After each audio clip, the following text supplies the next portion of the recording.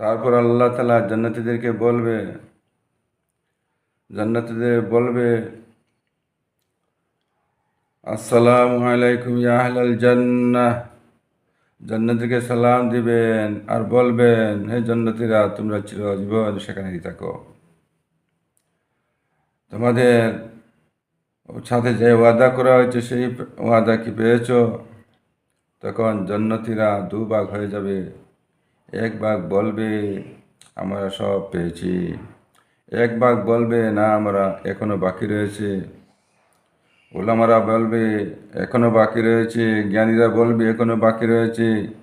আল্লাহর নবী সাল্লাল্লাহু আলাইহি ওয়াসাল্লাম আল্লাহর নবী সাল্লাল্লাহু আলাইহি ওয়াসাল্লাম যে ঘোষণা দিয়েছিলেন, একদিন পূর্ণিমা চাঁদের রাত আল্লাহর নবী বলেছিলেন, দেখো সাহাবারা, তোমরা পূর্ণিমার চাঁদকে দেখতে কোনো অসুবিধা হইতেছে?